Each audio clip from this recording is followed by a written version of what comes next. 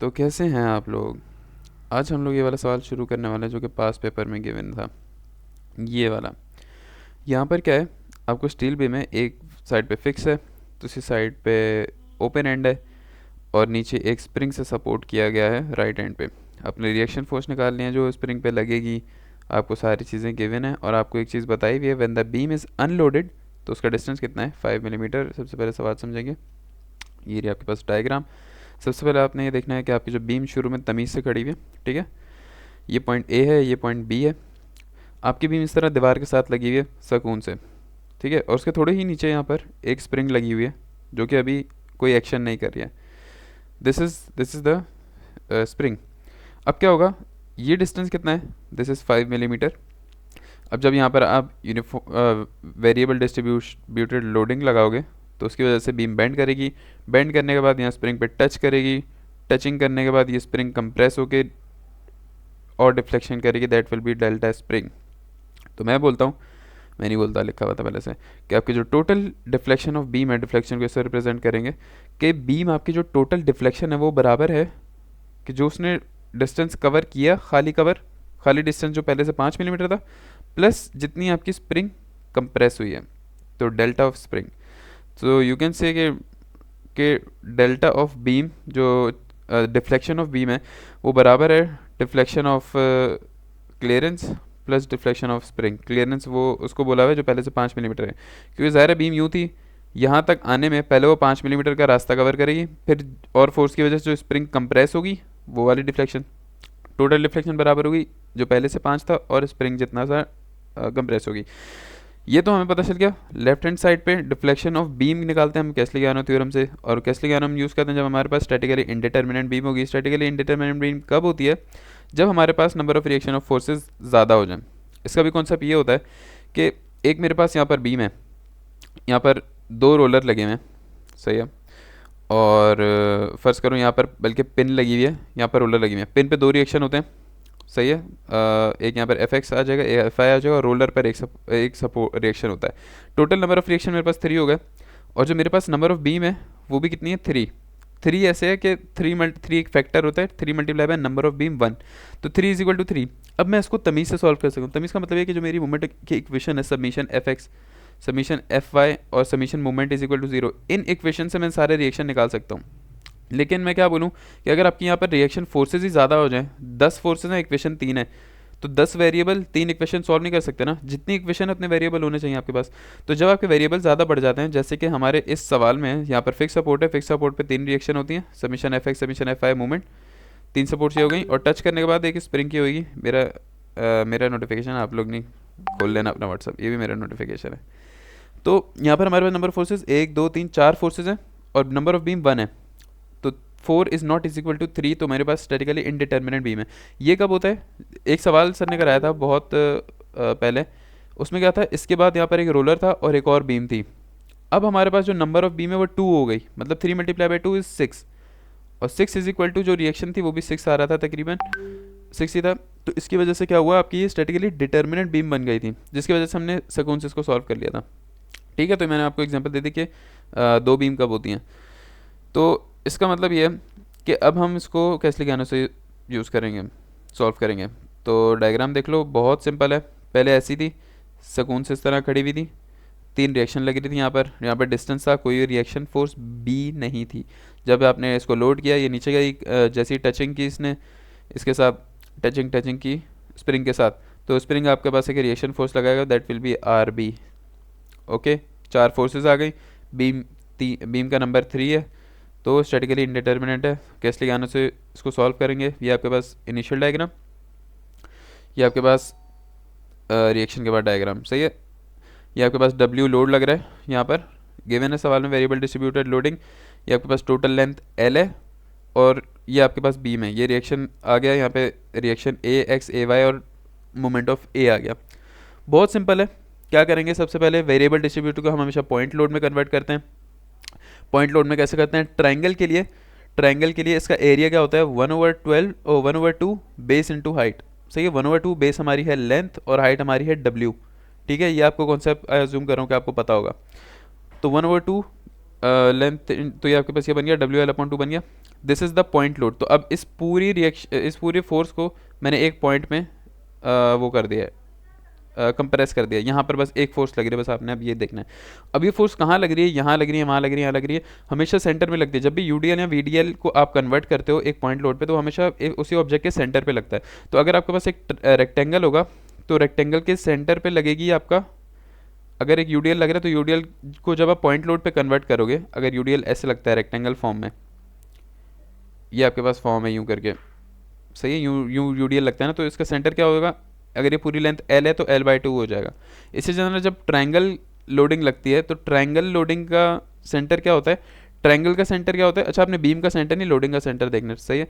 Triangle का centre होता है हमेशा 1/3 इंटू बेस, सही है। तो ये आ गया 1/3 इंटू बेस है L, तो ये हो गया L/3। परपेंडिकुलर से 1/3 इंटू बेस सेंटर होता है ट्रायंगल का। इस तरह आपने ये सारी डिनोशंस की हुई यहाँ पे, सही है। जब आपने ये सारी चीज़ों को सिंप्लीफाई कर दिया, फिर आप इसको सॉल्व करोगे, ये सारी चीज़ें सिंप्लीफाई हो गई, सही है। ये मैंने बता दिया था कि डेल्टा बीम किसके बराबर है, क्लियरेंस प्लस स्प्रिंग के बराबर है। यार ये अलार्म मेरा पता नहीं क्यों तंग करे जा रहा है। अच्छा, तो अब आप क्या करोगे, कैसलिगान यूज़ करने के, आपने इसको कट करना है। आपने इस बीम को यहाँ से कट कर दिया, कट करने के बाद यहाँ पर एक शेयर जनरेट हो गया, यहाँ पे एक मोमेंट जनरेट हो गया। क्योंकि कट इसलिए करना है क्योंकि आप एक्सटर्नल मोमेंट तो निकाल ही नहीं सकते ना, स्टैटिकली इंडिटर्मिनेंट है। तो अब आप इसको कट करोगे, कट करने के बाद यहाँ पर एक मोमेंट बनेगा, यहाँ पर एक शेयर बनेगी, और जो आपका यूडीएल है, वीडीएल है, वेरिएबल डिस्ट्रीब्यूशन, वो थोड़ी सी चेंज हो जाएगी, वो उसी तरह नहीं लगेगी। क्योंकि यहाँ पर आपकी बेस, तो आपको बेस कितनी होगी, 0 से x तक आप कट करोगे इसको इस तरह से। जब आपने कट किया, यहाँ पर एक शेयर आ गया, यहाँ पर मोमेंट आ गया, इसको आपने W0 बोल दिया, और ये आपका x हो गया डिस्टेंस, क्योंकि आपको पता नहीं है कितना डिस्टेंस है। यहाँ पर x की वैल्यू 0 है, यहाँ पर x है, तो ये पूरा डिस्टेंस x है, आपको नहीं पता कहाँ काटा है, सही है। लेकिन जो आपकी टोटल है वो आपको पता है कि यहाँ से मेरा जो लेंथ है वो 0 से लेकर L तक जा रही है। तो टोटल बीम की लेंथ कितनी है, L है ना टोटल बीम की लेंथ। तो इंटीग्रेशन जब आप करोगे ना, तो 0 से लेकर L तक डाल देना, ठीक है। यार कट क्यों किया, क्योंकि कैसे गानों की रिक्वायरमेंट है, आप कट करके इसको इसके इनिशियल मोमेंट से सॉल्व करोगे सवाल को। अभी आपको कट थोड़ा सा अब थोड़ा क्लियर हो रहा होगा। अब यार ये देखो, यहाँ पर जो आपकी फोर्स लगी है वो लग रही है W, which is equal to 3। लेकिन आपको पता है वेरिएबल है, वेरिएबल में क्या होगा कि आपकी जो फोर्स है वो यहाँ आते आते कम हो गई है। अब आपने जहाँ पर कट किया ना, आपने बीम को रैंडमली, आपने बोला कि जहाँ पहले पॉइंट लोड लग रहा था ना, उससे पहले पहले मैंने रैंडमली कहीं भी कट कर दिया। अब आपको ना ये डिस्टेंस पता है कि कहाँ कट किया, और ना आपको ये पता है कि यहाँ पर जो W की वैल्यू है, जो लोडिंग आपने की है वो कितनी है। तो इसको हम लोग कैसे करते हैं, आपको पता है कि सेम एंगल और सेम बेस शेयर कर रहे हैं ये दोनों ट्रायंगल, ये वाला ट्रायंगल और जो हमने पहले ट्रायंगल कट किया। तो हम यहाँ पर यूज़ करते हैं similar triangle theorem, similar triangle theorem. अगर आप इसको टेंशन ले रहे हो, ये समझ के टेंशन नहीं लो, 2-3 चीज़ें प्रैक्टिस करो, समझ आ जाएगा। बहुत आसान चीज़ें, बिल्कुल बेसिक चीज़ें, कुछ भी नहीं है। और मैं बोलूँगा पहले अपने ये कॉन्सेप्ट क्लियर करो। मैं यहाँ पे भी बोल सकता हूँ वीडियो बहुत लंबी चली जाएगी, मैं बहुत ज़्यादा डिटेल में पढ़ा सकता हूँ इसको, वीडियो बहुत ज़्यादा लंबी हो जाएगी। वेरिएबल डिस्ट्रीब्यूशन लोडिंग, ये डिस्टेंस कैसे ले रहे हैं, ये सारी चीज़ें एक बार देख लेना कैसे हो रहा है, ठीक है। तो सिमिलर ट्रायंगल्स हमने यहाँ पर यूज़ कर लिए, 2 ट्रायंगल थे। तो हम क्या कहते हैं कि परपेंडिकुलर अपॉन बेस बराबर है परपेंडिकुलर अपॉन बेस के। क्यों, क्योंकि दोनों का जो टेंजेंट थीटा है वो बराबर हो जाएगा। ऑफ कोर्स क्योंकि same angle same base share कर रहे हैं, तो इनका टेंजेंट थीटा बराबर हो जाएगा टेंजेंट थीटा के, क्योंकि इनका एंगल सेम है।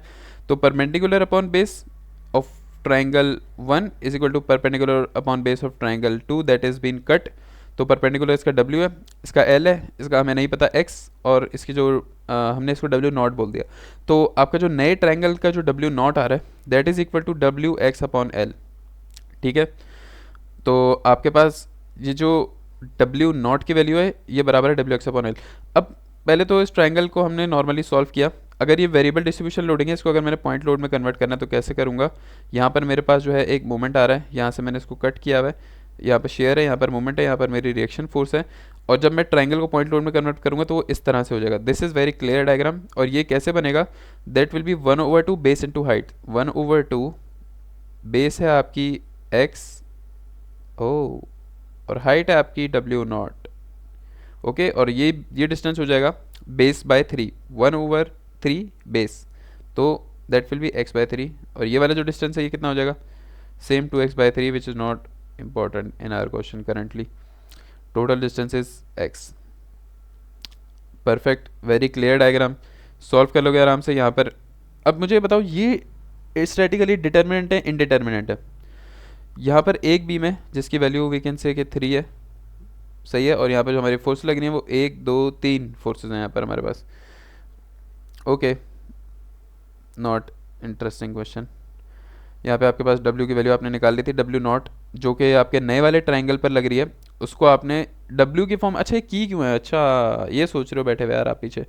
यार सिमिलर ट्रायंगल हमने देखो इसलिए लगाया है क्योंकि आपको सवाल में ना W की वैल्यू गिवन है, L की वैल्यू गिवन है, x की वैल्यू आप कैसे निकालोगे, जब आप इंटीग्रेशन में डालोगे तो 0 से l तक, और l आपको पता है, तो इसका मतलब इनडायरेक्टली x की वैल्यू भी गिवन है।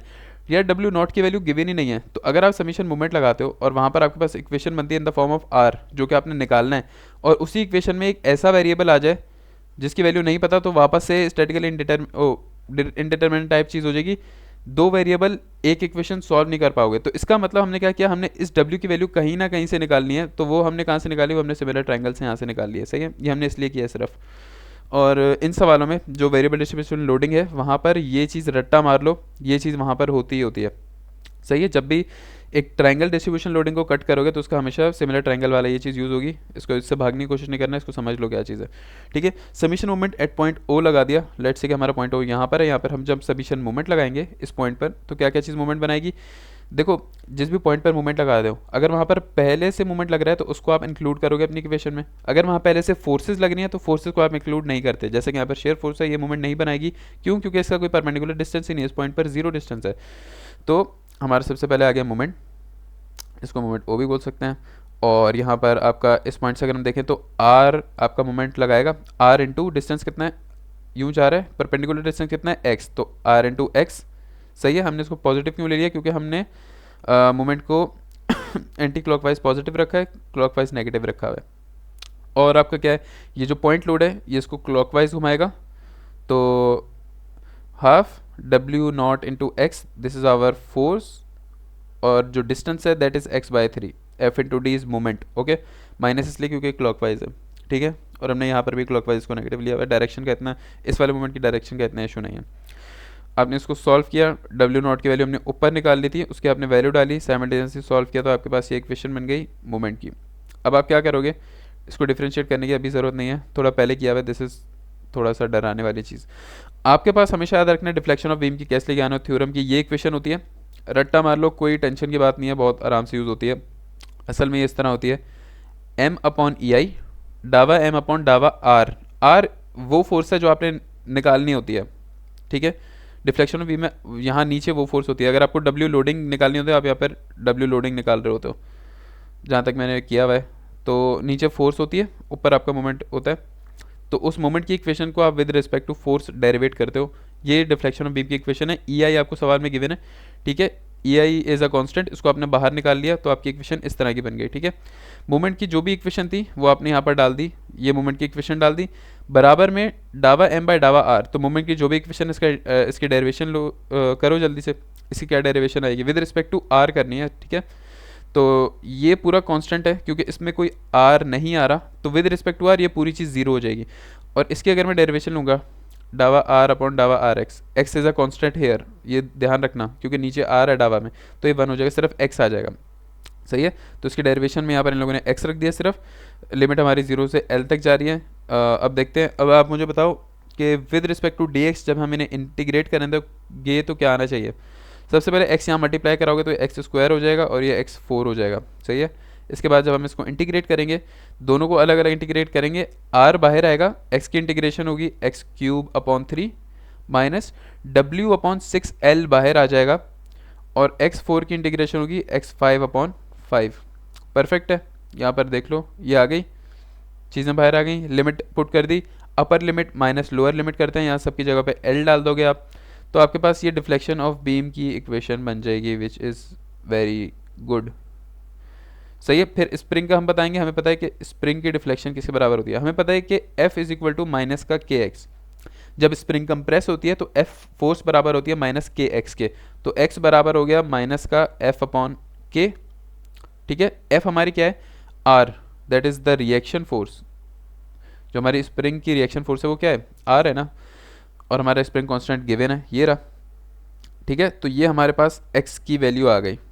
ओके, और हमें पता है कि जो क्लियरेंस है वो कितनी है, 0.005, और ये माइनस किस लिए, क्योंकि जो बीम है वो नीचे की तरफ आ रही है, नीचे का डिस्टेंस कवर करेगी तो -0.05 कवर करेगी।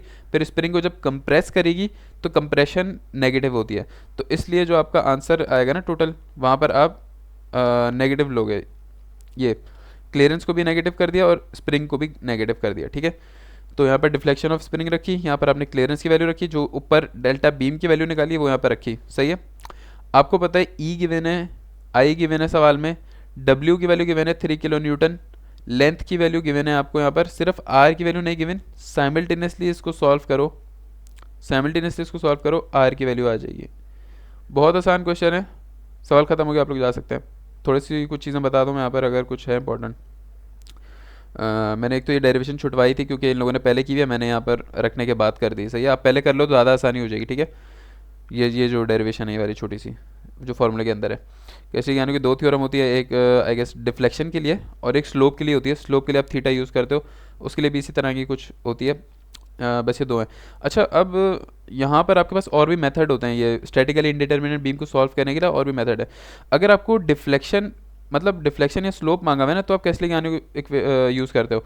अगर आपको कुछ और चीज़ मांगी हुई है, अगर ये दोनों चीज़ें नहीं मांगी हुई आई गेस सिर्फ रिएक्शन मांगा हुआ है, तो यू हैव डिफरेंट ऑप्शन, जैसे कि डबल इंटीग्रेशन मेथड होता है। E I is equal to double integrate करके सारे, एक होता है मूवमेंट सबमिशन मेथड, उस पर सारे मूवमेंट्स को आप प्लस करते हो, वो शायद यही वाला होता है। तो अलग अलग मेथड है स्टैटिकली इंडिटरमिनेट बीम को निकालने के लिए। लेकिन जब आपको खास तौर पे स्लोप मांगा जाए, यहाँ पर स्लोप नहीं मांगा, व्हेन द बीम इज, अच्छा आप इसको और भी मेथड से सॉल्व कर सकते हो। सही है, क्योंकि यहाँ पर रिएक्शन मांगा हुआ है, आप इसको और भी मेथड से सॉल्व कर सकते हो। तो आपकी मर्ज़ी है, जिससे भी सॉल्व करो, कोई इशू नहीं है। ठीक है।